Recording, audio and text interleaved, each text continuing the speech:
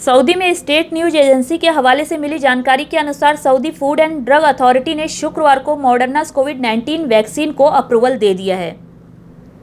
Moderna के अलावा Saudi ने एस्ट्राजेनेका, फाइजर बायोएनटेक और जॉनसन एंड जॉनसन को अप्रूवल दिया है।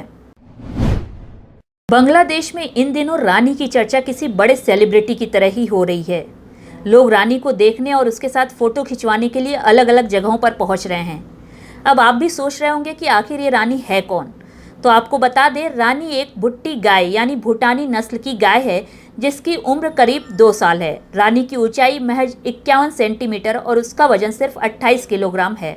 रानी को बांग्लादेश की राजधानी ढाका के करीब स्थित चारीधाम के एक फार्म हाउस में रखा गया है। स्थानीय मीडिया के अनुसार बांग्लादेश में कोरोना महामारी से संबंधित प्रतिबंध लागू होने के बावजूद 15,000 से ज्यादा लोग रानी से मिलने यहां पहुंच रहे हैं। इस फॉर्म के मैनेजर हसन होलादार ने रानी का नाम Guinness book of world records के लिए भेजा है। उनका कहना है कि रानी दुनिया की सबसे छोटी गाय है।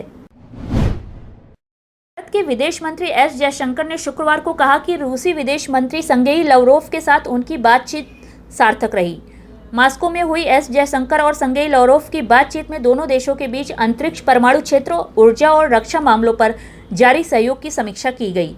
दोनों नेताओं ने अफगानिस्तान, ईरान और सीरिया जैसे अंतर्राष्ट्रीय और क्षेत्रीय मुद्दों पर भी चर्चा की। एस जयशंकर 3 दिनों की रूस यात्रा पर हैं। उन्होंने कहा, दुनिया में कई चीजें बदल रही हैं, कुछ पहले से और कुछ कोरोना महामारी के नतीजे के कारण, लेकिन इसके बावजूद भारत और रूस के संबंध अटल रहे हैं।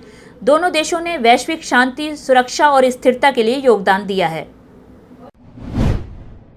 फेमस साइंस मैगजीन नेचर में पब्लिश फ्रांस के पाश्चर इंस्टीट्यूट की ताज़ा रिसर्च के मुताबिक कोरोना वैक्सीन की एक डोज से वायरस के बीटा और डेल्टा वेरिएंट पर अमूमन कोई असर नहीं पड़ रहा। ये रिसर्च एस्ट्राजेनेका और फाइजर बायोएनटेक वैक्सीन लेने वालों पर की गई। भारत में एस्ट्राजेनेका वैक्सीन कोविशील्ड नाम से सीरम इंस्टीट्यूट ऑफ इंडिया में बनाई जा रही है।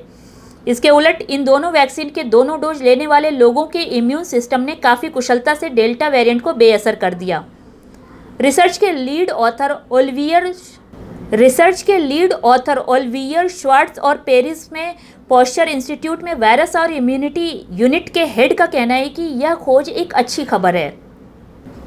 रिसर्च के मुताबिक एस्ट्राजेनेका या फाइजर बायोएनटेक वैक्सीन की एक डोज लगवाने वाले मात्र 10% लोग कोरोना के अल्फा और डेल्टा वेरिएंट को नाकाम कर पा रहे हैं। वहीं इन दोनों में से किसी एक वैक्सीन की दोनों डोज लगवाने वाले 95% लोगों ने डेल्टा और बीटा वेरिएंट को नाकाम कर दिया है। रिसर्चर्स का कहना है कि ये एक बहुत बड़ा अंतर है।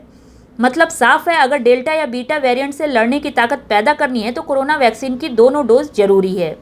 या यूँ कहें कि भारत में कोविशील्ड की दोनों डोज लगवाने के बाद 95% लोगों में डेल्टा वेरिएंट को नाकाम करने की ताकत पैदा हो जाएगी।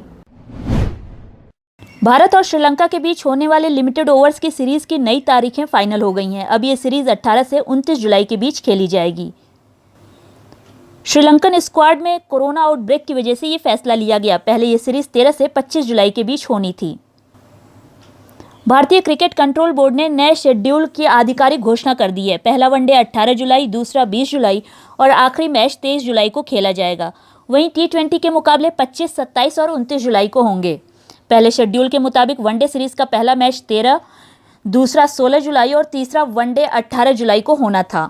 इसके बाद T20 सीरीज खेली जानी थी, पर पिछले 3 दिन में श्रीलंका टीम के बैटिंग कोच ग्रांट फ्लावर और data analyst GT Niroshan corona positive पाए गए। इसके बाद BCCI और क्रिकेट श्रीलंका ने इसे कुछ दिनों के लिए स्थगित करने का फैसला कर लिया था। केरल में जीका वायरस के 14 मामलों के पाए जाने के बाद 2 दक्षिण राज्यों केरल और तमिलनाडु में अलर्ट जारी कर दिया गया है। केरल में पाए गए वायरस के सभी मामलों की पुष्टि पुणे की नेशनल इंस्टीट्यूट ऑफ वायरोलॉजी ने कर दी है। ये एडीज मच्छरों के काटने से फैलता है और ये वही मच्छर हैं जो डेंगू और चिकनगुनिया फैलाते हैं, लेकिन ये जानलेवा नहीं है। इससे संक्रमित होने पर अस्पताल में भर्ती होने की भी ज़रूरत नहीं है। लेकिन अगर यह संक्रमण 3 माह की गर्भवती महिला को होता है तो उसके बच्चे में कुछ विकृतियां पाई जा सकती हैं।